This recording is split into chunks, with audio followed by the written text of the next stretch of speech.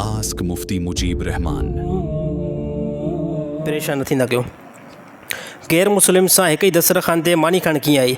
गैर मुस्लिम सां हिकिड़े दस्तरखान ते उन टाइम मानी खाइण जाइज़ आहे जंहिं टाइम उन गैर मुस्लिम जो खाधो हराम न हुजे। खाधो हराम न आहे न। ऐं ॿिए नंबर ते गैर मुस्लिम जे हथ में कंहिं क़िस्म जो कोई पलीती न आहे लॻल, त गैर मुस्लिम सां गॾु तव्हां मानी खाई सघो था, कोई बि टेंशन न आहे। गैर मुस्लिम जे त मुख़्तलिफ़ माण्हू अचनि था, वाणियो बि अचे थो, ईसाई बि अचे थो, यहूदी बि अचे थो, ॿिया मज़हब बि अचनि था। उन जे या ताम उन तयारु करायो आहे, ताम उन तयारु करायो आहे, कंहिं क़िस्म जो कोई बि उन जे अंदरि हराम जी शइ मिक्स न आहे। असांजा काफ़ी नौजवान जेके वाणियुनि वटि कमु कंदा आहिनि, हिते शहर में वाणियुनि जा गैर मुस्लिम जा दुकान आहिनि न काफ़ी, पर जेकॾहिं उहो वाणियो सिर्फ़ु सब्ज़ी खाए थो, यानी बटालू, पालक या पली, अहिड़ियूं शयूं खाए थो ऐं कंहिं क़िस्म जो कोई बि हराम जी शइ उन में ऐड नथो करे, त वाणे जे घर जी आयल शइ कंहिं क़िस्म जो कोई बि हराम न आहे। पर जेकॾहिं अंदेशो रहे थो त वाणियो जेको खाधो खणी आयो आहे न, इन जे अंदरि साईं मूंखे शक रहे थो इन फलाणी शइ जेको मिक्स कई हूंदी, त ज़रूरत न आहे पोइ पंहिंजे घर जी जेको मानी खाईंदा कयो। ॿियो हिकिड़ो नौजवान आम तौर ते सवाल कंदा आहिनि त कराची में जेके रहनि था, ॿाहिरि मुल्क रहनि था, दुबई में रहनि था, हिकु ई रूम जे अंदरि गैर मुस्लिम बि रहंदा आहिनि, मुस्लमान बि रहंदा आहिनि। मानी अक्सर मुस्लमान पचाईंदा आहिनि, पोइ गैर मुस्लिम गॾु खाईंदा आहिनि। ॾिसो, उनखे उन टाइम तव्हां गॾु खारायो, कंहिं क़िस्म जो कोई बि मसइलो न आहे, जंहिं टाइम गैर मुस्लिम जे हथ में कंहिं क़िस्म जी कोई पलीती न हुजे, जिस्म में कंहिं क़िस्म जो कोई बि कपिड़े ते पलीती न आहे लॻल, हथ बिल्कुलु साफ़ आहिनि, जिस्म में कपिड़ा बिल्कुलु साफ़ आहिनि ऐं कंहिं क़िस्म जो कोई बि गंदगी न आहे लॻल, त गैर मुस्लिम सां गॾु जेको आहे हिकु ई दस्तरखान ते मुस्लमान जो दस्तरखान आहे, उन सां मानी खाइण में कंहिं क़िस्म जो कोई बि जेको आहे टेंशन न आहे। हा, गैर मुस्लिम जा थाम उन में तव्हांखे इशू रहे थो, इश्काल रहे थो त हे शराब पीअंदो हूंदो इन गिलास में, त पोइ कंहिं क़िस्म जो कोई बि ज़रूरत न आहे उनजे थाम में खाइण जी ऐं उन सां गॾु खाइण जी। पर ॾिसो त यार, बिल्कुलु गैर मुस्लिम आहे पर शरीफ़ माण्हू आहे, बदमाश न आहे, न शराब पीअंदो आहे, न हराम खाईंदो आहे, सिर्फ़ु ख़ानदानी क़िस्म जो शरीफ़ माण्हू आहे, त पोइ उन सां खाइण में कंहिं क़िस्म जो कोई बि टेंशन न आहे।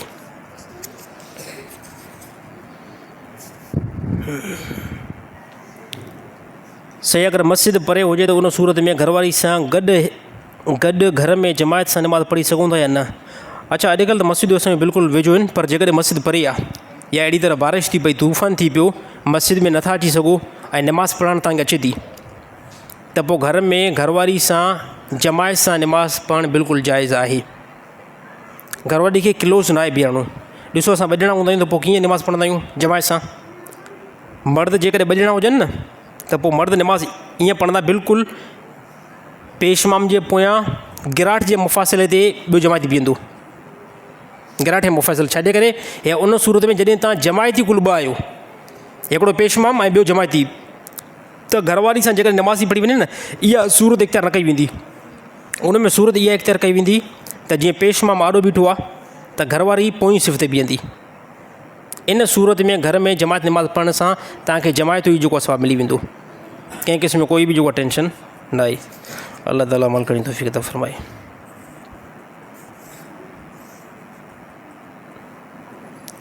हथ जे इशारे सां सलाम करणु कीअं आहे? छा उन में सलाम अदा थी वेंदो या न? सिर्फ़ु हथ मथे करण सां सलाम अदा न थींदो, हथ मथे करण सां सलाम अदा न थींदो, बल्कि हथ मथे खणण में अस्सलामु अलैकुम तव्हांखे चवणो पवंदो, माण्हू भले 1 किलोमीटर परे बीठो हुजे। ॾिसो, सलाम ॾियण जा काफ़ी तरीक़ा आहिनि। हिकिड़ो माण्हू काफ़ी परे बीठो आहे न, पोइ उनखे असां सीने ते हथ बि रखंदा आहियूं, त अॻिलो बंदो सम्झी वेंदो असां सलाम कयो आहे। ऐं कॾहिं कॾहिं असां सिर्फ़ु हथ जेको मथे बि कंदा आहियूं, हे निशानी आहे हिकिड़ी सलाम ॾियण जी। बाक़ी सलाम जेको आहे न, अदा उन सूरत में थींदो जॾहिं तव्हां हथ मथे कयो था, इन में पोइ तव्हां अस्सलामु अलैकुम ज़बान सां तव्हांखे चवणो पवंदो, पोइ सलाम जी नेकी बि मिलंदी। हे सभु जेको आहे सलाम जा तरीक़ा आहिनि। अल्लाह ताला अमल करण जी तौफ़ीक़ अता फ़रमाए। साईं, कंहिं शख़्स जूं 7 या 8 साल जूं नमाज़ूं क़ज़ा रहियल हुजनि, छा उहो जेकॾहिं उमिरे ते वञे ऐं उते हरम में हिकु नमाज़ जो सवाबु लख नमाज़ जो थींदो, छा उहो 20 ॾींहं उते नमाज़ पढ़े 8 सालनि जूं नमाज़ूं क़ज़ा मुकमल थी वेंदियूं या न? अच्छा, इहे अजीब सुवाल आहे यार, सुवाल सम्झ में आयो साईं? न आयो? साईं, कंहिं शख़्स जूं 7 या 8 साल जूं क़ज़ा नमाज़ूं रहियल आहिनि, छा जेकॾहिं उहो उमिरे ते वञे ऐं उते हरम में दाख़िल थिए ऐं हरम में हिकु नमाज़ जो सवाबु लख नमाज़ जो थींदो आहे। अच्छा, हे ईअं सम्झ में अची वियो। हे बंदो ॻाल्हि करणु ईअं चाहे थो 7 साल या 8 सालनि जूं नमाज़ क़ज़ा थियल आहिनि ऐं हरम में असां वियासीं उमिरि ते, उते जीअं वियासीं न त उते असां हिकिड़ी नमाज़ पढ़ूं था, लख नमाज़ सवाबु थो मिले। त पोइ हिते जेके 7-8 साल जूं क़ज़ा आहिनि, छा उन लख नमाज़ में अची वेंदियूं या न अची वेंदियूं? हे सुवालु इहो ई आहे। साईं कंहिं क़िस्म जो कोई बि उन खाते में न ईंदियूं। हरम में जेकी असां नमाज़ पढ़ंदा आहियूं न, हरम में जेकी असां नमाज़ पढ़ंदा आहियूं, उहा लख नमाज़ जो सवाबु मिलंदो। लख फ़र्ज़ अदा थोरी थींदो। इहा ॻाल्हि ज़हन में रखिजो। असां हरम में नमाज़ पढ़ंदासीं, हिते कोई बंदो 10 सालनि जूं नमाज़ूं क़ज़ा करे वियो आहे न, त हरम में जिन जो वेंदो न, उते फ़र्ज़ हिकु ई काउंट थींदो। छा थींदो? फ़र्ज़ु हिकिड़ो काउंट थींदो। बाक़ी अलाह ताला इन हिकिड़े फ़र्ज़ जे मथां सवाबु जेको ॾींदो न, उहो लख फ़र्ज़ जो ॾींदो। इन हदीस मां इहो ई मतिलबु आहे। मतां हिते 50 साल जूं नमाज़ूं क़ज़ा करे पोइ इन धोखे मौजूदु उते नमाज़ पढ़ंदासीं, सभु कुझु अदा थी वेंदो। बाक़ी तव्हांजूं जेके नमाज़ूं क़ज़ा थियल आहिनि न, उहे माफ़ु न थींदियूं। ऐं इन जे लाइ मां ताक़ीद बनायां थो, जेके ज़िंदगी में नमाज़ूं क़ज़ा थियल आहिनि न, उहे साईं कंहिं बि सूरत में माफ़ु न थींदियूं। कंहिं बि सूरत में उमिरो करे आया आहियो, हज करे आया आहियो, इहे माफ़ु न थींदियूं। घणनि माण्हुनि खे भुल हूंदी आहे इहा ज़हन जे अंदरि, त हाणे असां जेको आहे पोइ हिते 10 सालनि जूं नमाज़ूं न आहिनि पढ़ियूं, हाणे असां उमिरो करे आयासीं न, उहे 10 साल जूं नमाज़ूं वयूं, त बिल्कुलु ग़लति आहे। उनखे क़ज़ा करण जी कोशिशि कयो। कोई चए साईं मां 10 साल जूं नमाज़ूं कीअं क़ज़ा कयां, त करणु बिल्कुलु ठीकु आहे, दुरुस्त आहे, आसान बि आहे। फ़जर जी जॾहिं नमाज़ पढ़ो था न, उन में ईअं चओ, या अल्लाह हे ज़िंदगी जी फ़जर नमाज़ अदा करे, पोइ जो या अल्लाह ज़िंदगी जी हे पहिरीं मां क़ज़ा पढ़ां थो, ॿिए ॾींहुं या अल्लाह ज़िंदगी जी मां ॿीं क़ज़ा फ़र्ज़ खां बाद में पढ़ां थो, वरी 3 फ़जर में या अल्लाह ज़िंदगी जी ही 3 मां क़ज़ा पढ़ां थो। हिकिड़ी ॻाल्हि यादि रखणु खपे त नमाज़ क़ज़ा जेको कॾहिं बि माफ़ु न थींदी। असांजा काफ़ी दोस्त नमाज़ जा पाबंद न आहिनि थींदा, टेम्परेरी नमाज़ पढ़ंदा आहिनि। कंहिंखे जुमे ते नमाज़ नसीबु थींदी आहे ऐं कंहिंखे हफ़्ते में 1 या 2 नमाज़ूं नसीबु थींदियूं आहिनि। त मां केतिरा दफ़ा ॿुधाए चुको आहियां त नमाज़ जा पाबंद तव्हां हिकिड़ी सूरत में आसानी सां थी सघो था, पर अपनायो नथा। मां काफ़ी दफ़ा ॿुधाए चुको आहियां, साईं चाहियो था असां सभु नमाज़ जा पाबंद थी वञूं, चाहियो था, इन जो हल बि त मां ॿुधायां थो न, इन जो हल बि मां तव्हांखे ॿुधायां थो। साईं छो बंदि थी वियो भला, हले थो? घटि आवाज़ थी वियो सभु। इन जो हल बि मां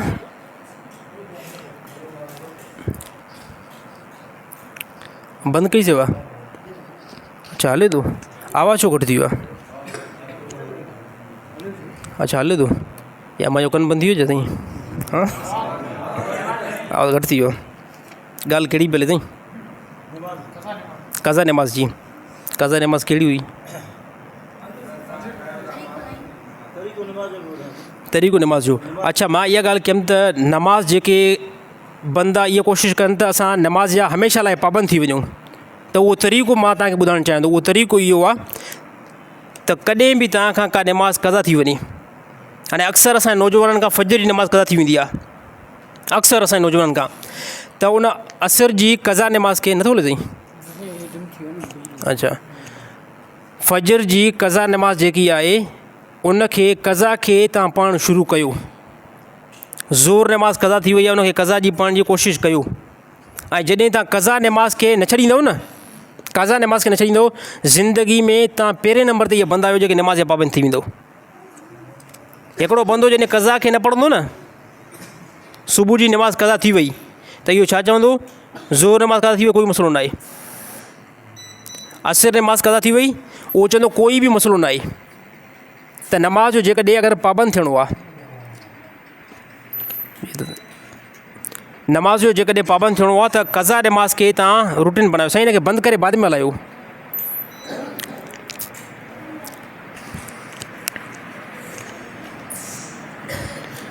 यूपीएस में साईं मतिलबु मसइलो हुजे ओॾे यूपीएस में वञोसि।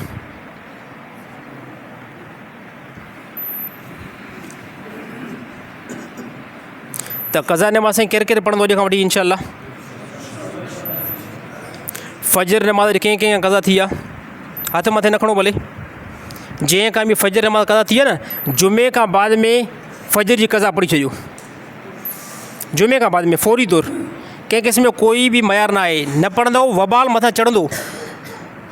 ऐं यादि रहणु खपे त जेकी अॼोकी जुमे जी फजर जी नमाज़ तव्हां कज़ा कई आहे न, इहा ज़िंदगी में माफ़ु न थींदी। जॾहिं माफ़ु बि न थींदी त उनखे असां पढ़ण जी कोशिशि कयूं। अहिड़ी तरह जेके बि पोइ नमाज़ूं कज़ा थियूं आहिनि उन सभिनी खे पढ़ण जी कोशिशि कयो, इनशा बंदो नमाज़ जो पाबंद थी वेंदो।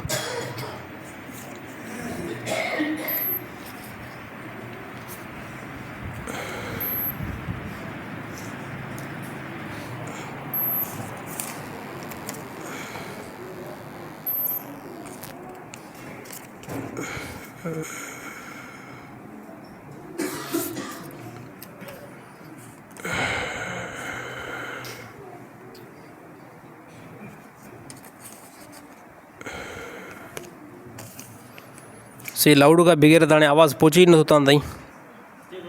अचे थो उहो साईं पोयनि ताईं न ईंदो न। अचे थो, वेठा आहियो, थोरो ज़िक्र फ़िक्र कयो साईं, ज़िक्र फ़िक्र कयो। भला मां बि वेठो आहियां ज़ोर सां साईं। हाणे उहो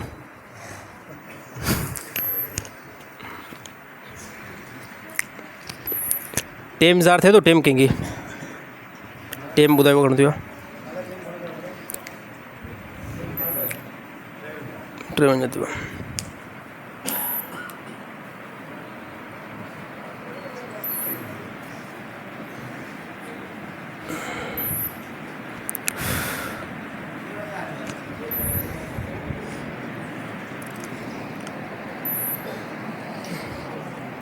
साईं नंढी मशीन खे हलायोसि, नंढी मशीन खे हलायोसि।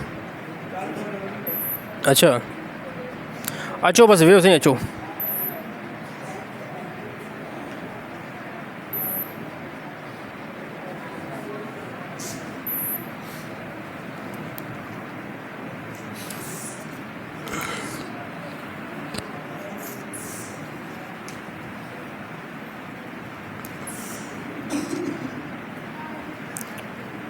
साईं हिकु शख़्स जो सुवालु आहे त जंहिंजी का बि सॻी भेण न हुजे, उहो सौट या मासात मां कंहिं हिक खे भेण करे उमिरि ते वठी वञी सघे थो या न? अच्छा, इहा ॻाल्हि हिकिड़ी ज़हन में रहणु खपे त उमिरि ते काफ़ी माण्हू छा कंदा आहिनि त ॿिए कंहिं सौट खे या मासात खे भेण करे उमिरि ते वठी वेंदा आहिनि। हे मां ॾे सुवालु कंहिं बंदे मोकिलियो, चए साईं जवाबु लाज़मी रिकॉर्ड कजो। हिकिड़ो बंदो आहे, उनखे पंहिंजी सॻी जेको भेण न आहे, ॿिए कंहिं औरत खे वठी करे चए थो सौट आहे या मासात आहे, उनखे उमिरि जे लाइ हमदर्दी करे थो, त इहो जेकॾहिं हिनखे उमिरि ते वठी वियो न, इहो औरत बि गुनाहगार थींदी या मर्द बि गुनाहगार थींदो। इस्लाम बिल्कुलु सख़्ती में मना कयो आहे त औरत, का बि औरत नामहरम सां उमिरो न करे। नामहरम उनखे चइबो आहे त जंहिंसां उन औरत जो निकाह थी सघे। साईं ॻाल्हि सम्झ में अचे थी न? जंहिंसां उन औरत जो निकाह थी सघे थी न, इहा औरत अकेली उन सां उमिरो नथी करे सघे। अगरि उमिरि ते वई, हालांकि अमाल बहितर आहिनि, उते तवाफ़ करिणो पवंदो, सफ़ा मरवा ते भॼणो पवंदो, पर इस्लाम कंहिं क़िस्म जी कोई बि गुंजाइश न आहे रखी त इहा औरत जेकी आहे उमिरि ते वञे। बाक़ी हाणे असांजे मुआशिरे में इहो बि हले थो त औरतुनि खे बिल्कुलु कंहिं क़िस्म जी कोई बि सख़्ती न थींदी आहे। इहा औरत सौट सां वञी करे अकेलो सफ़र करे, मासात सां शहर में अकेलो वञी करे सफ़र करे, त इहे बिल्कुलु वॾो ख़तरनाक अमल आहे। इन में इहे औरतूं बुराई तरफ़ माइल थींदियूं साईं। शैतान इंतिहाई वॾो ज़ालिम आहे। हिन ज़माने में मां चवां थो इंतिहाई ज़्यादा जेके हराम रिश्ता आहिनि न, उन्हनि खां बि एहतियात कंदा कयो। हिन ज़माने में हराम जेके रिश्ता आहिनि, हराम जंहिंसां निकाह बिल्कुलु बि न थींदो आहे, उन्हनि खां बि एहतियात करण जी कोशिशि कयो। मसलन तौरु मां हिकिड़ो नंढो मिसाल ॾियां। ॾिसो, मामे जी भाणेजी सां निकाह न थींदो। मामे जो भाणेजी सां निकाह बिल्कुलु हराम आहे, न थींदो। पर का बि जवान भाणेजी जवान मामे सां अकेलो काॾे सफ़र न करे। हाणे ॻाल्हि हे ॾुखी आहे, ॻाल्हि तव्हां चवंदो साईं खोपड़ी में अचे ई नथी, ज़हन में अचे नथी, त अलाह जो कसम जो रिज़ल्ट जेको आहे वॾो ख़राबु निकिरंदो। जवान भाणेजी आहे, जवान मामे सां कंहिं क़िस्म जो कोई बि ज़रूरत न आहे ॿाहिरि वञी करे कराची ताईं सफ़र करे, हैदराबाद ताईं सफ़र करे या लाड़काने ताईं सफ़र करे। शैतान वॾो ज़ालिम आहे। या अहिड़ी तरह ॾिसो, चाचे ऐं भाइटी जो रिश्तो जेको आहे ज़िंदगी में बि निकाह न थींदो। जेकॾहिं भाइटी जवान आहे, चाचो बि जवान आहे, अकेलो सफ़र करणु चाहींदा आहिनि, इन खां एतिरा कंदा कयो। हालांकि उलमा इन ज़माने में सख़्ती सां बयानु कयो आहे, जेकॾहिं तव्हांजी धीउ आहे न, धीउ उहो बालिग़ थी चुकी आहे त भाकुर पाइण जी बि ज़रूरत न आहे। धीउ आहे न, धीउ उहो बालिग़ थी चुकी आहे, वॾी थी चुकी आहे, शादी जे क़रीब आहे। घणा माण्हुनि खे न मोहबत हूंदी आहे धीउ सां ज़्यादा, त उनखे भाकुर पाइण जी बि ज़रूरत न आहे। शफ़क़त कयो, उनजे मथे ते हथु रखो, निरड़ ते उनखे बोसो ॾियण जी कोशिशि कयो। छाजे करे त हे ज़मानो इंतिहा ते वञी करे पहुतो आहे। कंहिं हद ते वञी अहिड़ा रिज़ल्ट निकिता आहिनि, तव्हां चवंदो साईं इहा ॻाल्हि तव्हां कीअं था कयो। इहे अहिड़ियूं ॻाल्हियूं ख़बरूं अलाह जो कसम आहे दुनिया में थी चुकियूं आहिनि। मामी भाणे जी ऐं मामी जो रिश्तो ज़िंदगी में न थींदो।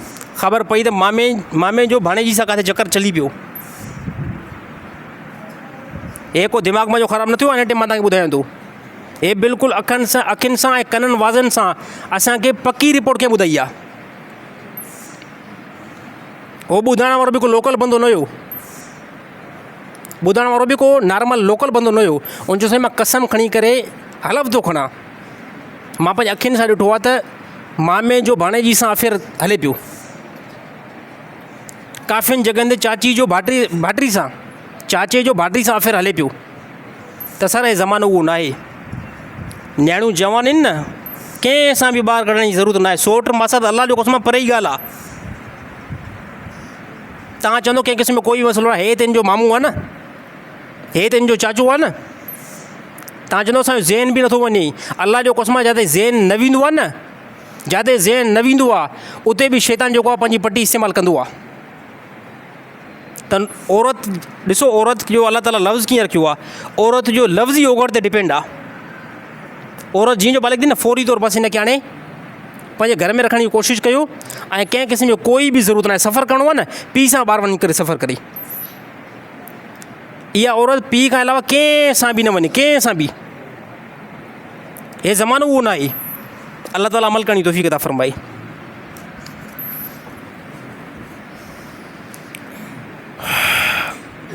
साईं कुझु माण्हू चवंदा आहिनि त नबी सल्लल्लाहु अलैहि वसल्लम में जनाज़े में हज़रत अबू बकर ऐं हज़रत उमर साईं मौजूदु न हुया।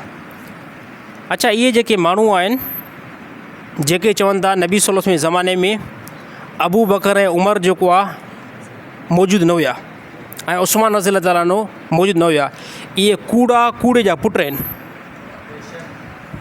इहे कूड़े जा पुट आहिनि। मां ॾिसो ॻाल्हि आसान करणु चाहियां थो। अगरि दुनिया जे अंदरि कोई अलाह जो इनकारी आहे न, अलाह जो इनकारी आहे न, हज़ारे उनखे दलील बदमाश खे ॾियो। बेवकूफ़ जे पुट खे हज़ार दलील ॾियो न, उहो बेवकूफ़ जो पुटु बाद में बि बेवकूफ़ जो पुटु रहंदो आहे।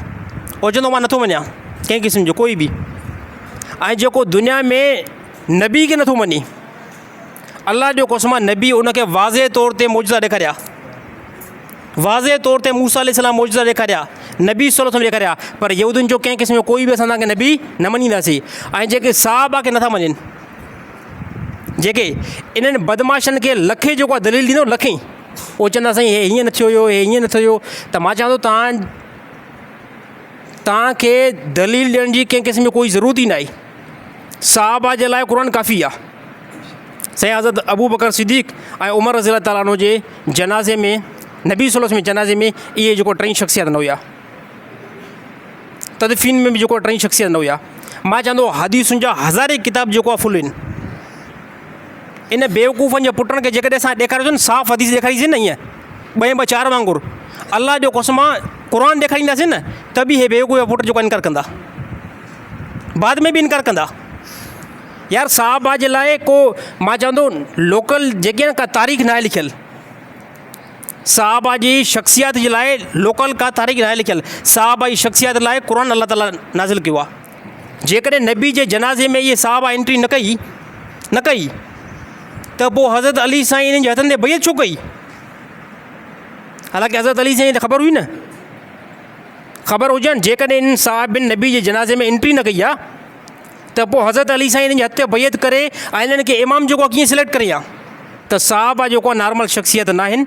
साहबा जे मथां जेको इतफ़ाक़ आहे ऐं इजमा आहे, अलाह जो कसम पूरी उम्मत मुस्लमान जो आहे। बाक़ी चंद जेको आहे लोंडा ऐं लपाड़ा, जंहिंजी एतिरी बि हैसियत न आहे जंहिंखे घर में सिधे नाले सां जेको आहे पुकारो न आहे वेंदो, इहो वरी एतिराज़ु करे अबू बकर सिद्दीक़ जो, यार लेवल का थियणु खपे, को लेवल थियणु खपे। को मुजीबुर रहमान जे मथां एतिराज़ु करे न त कम से कम उन अॻिले बंदे जी लेवल मुजीबुर रहमान जेतिरी हुजे न।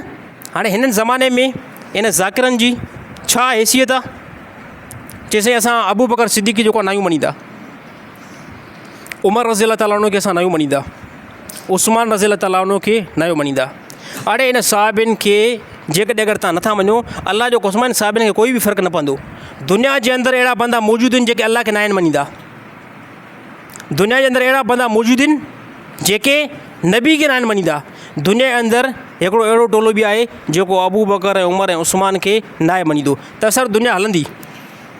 कुते जे भौंकण सां कंहिं क़िस्म जो कोई बि फ़र्क़ु न पवंदो आहे, कुते जो पंहिंजो कमु आहे।